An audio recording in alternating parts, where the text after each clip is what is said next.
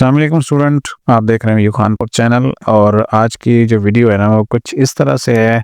आपको पता है कि एग्ज़ाम्स में अब 4 हफ्ते कम से कम बाकी हैं, 4 हफ्ते से कम टाइम है। और यकीनन आप ये सोच रहे होंगे कि क्या ही अच्छा हो अगर आपको पेपर देने का तरीका पहले से पता चल जाए। तो कोई कम से कम इस दफ़ा भी कुछ 35,000 जो नया स्टूडेंट है सबको ही ये जानना है कि एडमिशन्स तो हो गया, क्लासें सब सीख ली, असाइनमेंट क्विज़ कर रहे हैं, तो अब जो आप एग्ज़ाम देने जाएंगे तो वो कैसे होंगे। चलें डेमो देते हैं आज आपको इसका। और मज़ीद अपडेट्स के लिए आप यू खानपुर को सब्सक्राइब कर लें। और एक बात, जो चीज़ आपको पता चलती है ना वो दूसरों तक लाजमी में जाए ताकि सबका ही फ़ायदा हो जाए।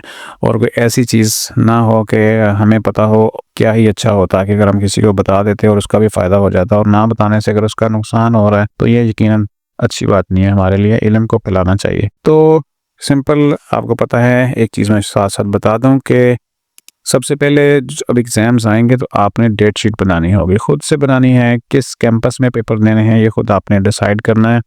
और ये चीज़ जहन में रखिएगा कि जैसे ही डेट शीट लॉन्च होगी फ़ौरन आपने डेट शीट बनानी है, क्योंकि बहुत सारे स्टूडेंट्स जो है ना वो करीबी कैंपस में चले जाते हैं।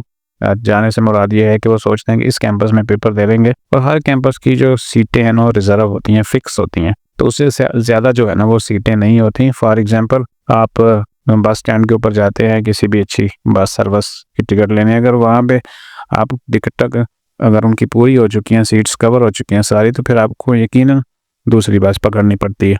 तो जो डेमो स्टार्ट करते हैं और आपको उसका इंटरफेस जो है ना वो दिखाते हैं। आप जब डेट शीट बना लेंगे एग्ज़ाम से पहले आपने अपनी डेट शीट को प्रिंट कर लेना है, वो इसके ऊपर अपडेट्स दोबारा से हम शेयर करेंगे।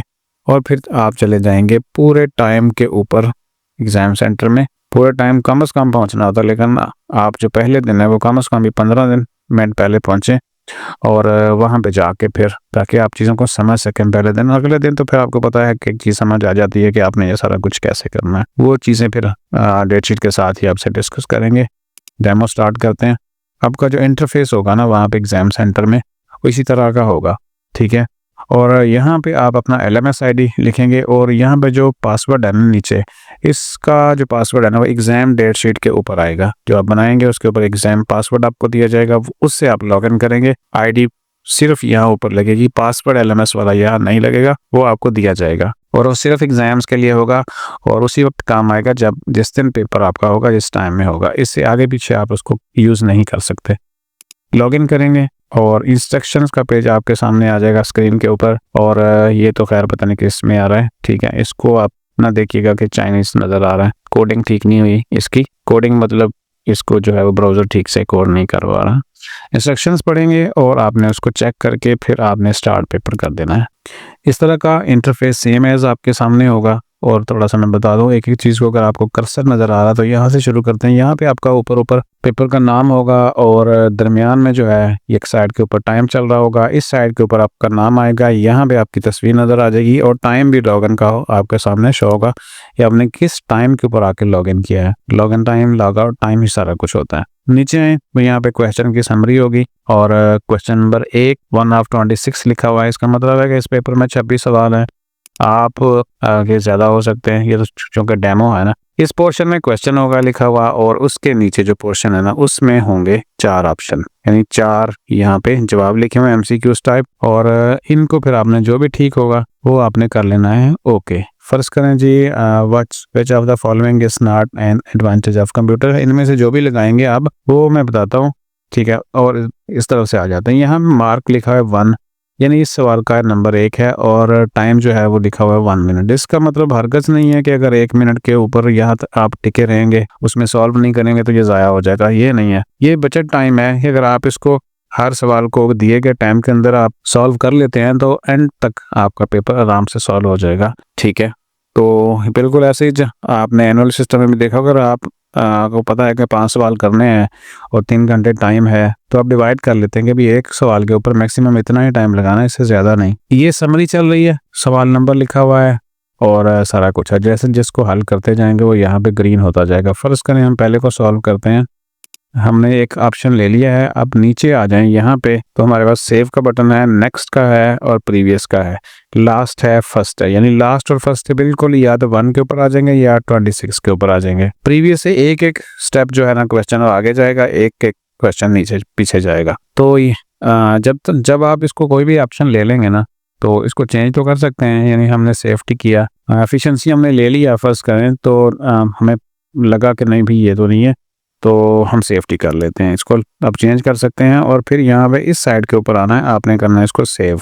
जब तक आप सेव नहीं करेंगे आप अगले क्वेश्चन के ऊपर नहीं जा सकते, ठीक है। अब यहाँ पे देखें तो प्रीवियस बटन तो नहीं काम कर रहा, आप लास्ट वाला भी है और नेक्स्ट वाला भी है, तो हम नेक्स्ट से एक क्वेश्चन आगे जाएंगे और ऊपर देखें तो यहाँ पे क्वेश्चन नंबर 2 आ गया। और the device use into store data, ज़ाहिर आपको पता है कि ये स्टोरेज डिवाइसेस होती हैं, तो सेव करेंगे और आगे चले जाएंगे। इस तरीके से आप एक क्वेश्चन आगे आगे चले जा सकते हैं। और दूसरा, अगर आप रैंडमली भी करना चाहें ना कि भाई ठीक है मैं इसको बाद में आके देखूंगा, तो आप आगे जा सकते हैं बगैर सॉल्व किए हुए। यहाँ पे देखें तो नंबर आगे बढ़ रहा है और क्वेश्चन नंबर 4 है। बराह रास्त भी जा सकते हैं, 12 में चले जाते हैं डायरेक्ट, ठीक है। तो जो भी करते जाएंगे ना वो आपका वहाँ पे ग्रीन होता जाएगा, आपको पता चलेगा कि ये वाले क्वेश्चन तो मैंने सॉल्व कर लिए, अब जो वाइट बचे हुए हैं वो बाकी सॉल्व करने वाले हैं। इस तरह एमसीक्यूज आपके चलते रहेंगे, टोटल टाइम आपके स्क्रीन के ऊपर चलता जाएगा। और फिर लास्ट में आते हैं जो शॉर्ट क्वेश्चन है ना, फर्ज करें 3 4 5 क्वेश्चन तो होते हैं शॉर्ट, इस तरह वो क्वेश्चन लिखा होगा और नीचे एक बॉक्स होगा छोटा सा वर्ड टाइप, जिसमें आप टाइप करेंगे अपना answer. How to search a file for folder and do particular search, यानी सर्च कैसे करेंगे किसी भी फोल्डर फाइल को कंप्यूटर में, तो जवाब आपने यहाँ पे लिखना है। इस जवाब को लिखने के लिए ना आप जो कंप्यूटर में मौजूद MS वर्ड है उसको भी इस्तेमाल कर सकते हैं। आपको पता है कि वो अलाउ होता है, वो सिस्टम के अंदर इंस्टॉल होता है, और उसको आप यूज़ करें। उसके अंदर जो भी आपने ऑप्शन लिखना है, जवाब लिखना है, वहाँ से इसको आप कॉपी करके ना, ठीक है, कॉपी करके वहाँ से ला सकते हैं। इसको यहाँ पे कॉपी किया हमने और वापस आके इसके अंदर उसको पेस्ट कर दिया, कंट्रोल V करेंगे, ठीक है। तो यहाँ पे आप इसको लिख सकते हैं, बराह रास्त यहाँ पे भी लिख सकते हैं। इसका फ़ायदा, वर्ड में लिखने का फ़ायदा ये होगा कि अगर स्पेलिंग मिस्टेक है ना तो आप इसको करेक्ट करके आप वहाँ पे लाएंगे, फॉर्मेट करना आसान हो जाता है प्रॉपरली। इसके अंदर जो है ना स्पेलिंग चेक का नहीं ऑप्शन होता, तो बाज़ औक़ात स्पेलिंग ठीक नहीं है तो नंबर कटने का भी डर होता है। ये तो है शॉर्ट क्वेश्चंस लिखने का। अब जब आप इसको लिख लेंगे ना तो सेव लाजमी करेंगे, ठीक है, ऑटोमेटिकली सिस्टम सेव करता जाता है। लेकिन जब आप नेक्स्ट के क्वेश्चन के ऊपर जाएंगे तो पिछला जब तक सेव नहीं करेंगे, मतलब आपने स्टार्ट किया था 24-25वां सवाल, उसको सेव ही नहीं किया, तो आप नेक्स्ट क्वेश्चन के ऊपर नहीं जा सकते। अब आ जाएं जो मैथ वाले क्वेश्चन है ना, मैथ वाले क्वेश्चन का तरीकाकार ये होता है कि वो भी आपने जो है ना मैथ टाइप में लिखने हैं। मैथ टाइप है मेरे पास, वहाँ से कुछ भी आप लाएंगे, मैथ टाइप ओपन हो जाए, फिर आपको उसका भी कराते हैं डेमो, क्योंकि मैथ वाले क्वेश्चन थोड़ा सा ना उसका एक प्रोसेस है, बाज़ औक़ात वो ठीक से कॉपी हो जाता है, बाज़ औक़ात नहीं होता। मैथ टाइप ओपन हो जाए फिर आपको दिखाते हैं। अच्छा जी, ये हो गया मैथ टाइप, इसमें हम नेक्स्ट सवाल सॉल्व कर लिया था, ठीक है। और फिर क्या करेंगे, इसको हम कॉपी कर लेंगे, कंट्रोल A और कंट्रोल C, और फिर वापस आके इस सॉफ्टवेयर के अंदर, यानी यहाँ पे ये आप आंसर देने वाला एरिया है, इसके अंदर हम कंट्रोल V कर देंगे। अच्छा, बाज़ औक़ात ना क्या होता है कि ये वहाँ से कॉपी नहीं होता, ठीक है, तो फिर क्या करेंगे, इसको हम कर लेंगे, इसका स्क्रीनशॉट भी लिया जा सकता है और स्क्रीनशॉट भी इसका लगाया जा सकता है उसके अंदर। मैथ वाले जो है ना वो इसको एक दफ़ा लाजमी आपने ना प्रैक्टिस कर लेनी है, ठीक है, ताकि वहाँ पे आपको ठीक से जो है ना वो आ जाए समझ। इसको स्क्रीनशॉट ले लिया है और वापस आके इसको पेस्ट करके देखते हैं। यहाँ पे देखें तो पेस्ट हो गया। मतलब अगर ये याद रखिएगा कि MS वर्ड से बराह रास्त अगर आपका क्वेश्चन कॉपी नहीं हो रहा तो फिर आप उसका वहाँ पे मैथ टाइप कोई सॉल्व करके इसका स्क्रीनशॉट लेके यहाँ पे आके पेस्ट कर सकते हैं। तो ये वर्ड वाली भी चीज़ें हो गई हैं और मैथ वाली भी हो गई हैं। अब जो हमने लिखना होता है ना कोड, CS वाले जो सब्जेक्ट्स हैं उसमें कोड लिखना होता है। कोड लिखने के लिए आप कोई भी MS वर्ड इस्तेमाल कर सकते हैं और उसमें कर सकते हैं, ठीक है।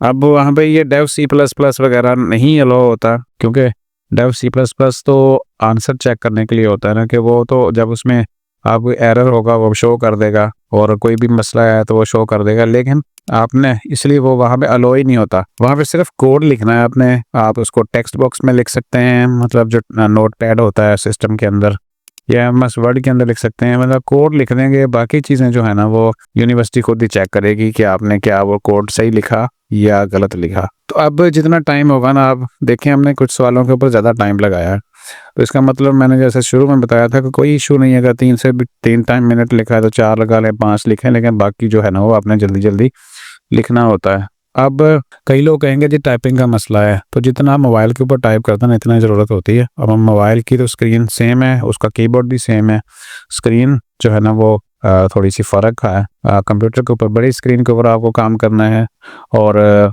मोबाइल का जो कीबोर्ड है और कंप्यूटर का कीबोर्ड है वो तो सेम ही है दोनों चीज़ें, तो ज़्यादा आसान हो जाता है मुझे लगता है कि कंप्यूटर के ऊपर काम करना एज़ कंपेयर टू मोबाइल। तो कोई इतना इशू नहीं होता कि बहुत लंबी चौड़ी आपने बातें नहीं लिखनी होती, टू दी पॉइंट चीज़ें लिखनी होती 2 से 3 लाइनों में, तो आपका जो आंसर है वो कंसिडर हो जाता है। तो उसके बाद हमने क्या करना है, जब सारा कुछ कर लिया हमने, ठीक है, और सारे सवाल आपके हो गए, तो फिर सिस्टम आपको शो भी करता है कि भाई फ़लाँ क्वेश्चन आपने कर लिया है और फ़लाँ अभी बाकी है। फ़र्ज़ करें हमने सारा कुछ कर लिया, पेपर को करना है एंड, तो फिर क्या करेंगे, फिनिश एग्ज़ाम करेंगे लास्ट में जाके, और यहाँ पे वो आप पूछेगा आपसे, ठीक है, कि you have attempted maximum number of question, क्या आपने ज़्यादा से ज़्यादा सवाल कर लिए, all the solve question have been reviewed, और क्या जो सवाल हल किए हैं क्या उनको आपने रिव्यू किया, और you have to sign the attendance sheet, और क्या आपने अटेंडेंस शीट साइन कर ली। तो जब आप एग्ज़ाम देंगे तो एग्जामिनर जो होगा वो आपसे एक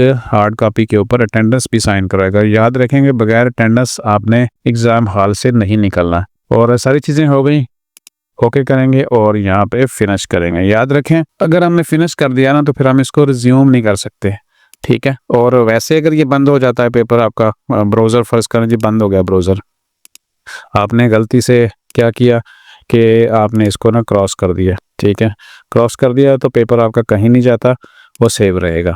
और इस दौरान अगर लाइट चली जाती है तो वो भी आपका सेव रहेगा, जितना सॉल्व किया हुआ है वो सारा कुछ ओके है। सिवाय इसके कि आप वहाँ पे जाके वर्ड के ऊपर कोई लंबा चौड़ा लिखना शुरू कर दें। आपने इतना सारा लिख लिया, फ़र्ज़ करें जी इतना सा आपने जवाब लिखा हुआ है, अभी आप सोच रहे हैं कि 1-2 लाइनें और ऐड करके फिर मैं इसको कॉपी पेस्ट करूँगा सिस्टम के अंदर, तो और इस तरह लाइट चली जाती है तो फिर ये वाला जो है ना ये वेस्ट हो जाएगा। इसलिए ये याद रखिएगा, लाइट तो जा ही सकती है, तो जितना भी आप लिखते जाते हैं ना थोड़ा थोड़ा करके यहाँ पे सिस्टम के अंदर आप ये सिस्टम जो है इंटरफेस एग्जाम वाला, इसके अंदर डालते जाएं और उसको सेव करते जाएं, ठीक है।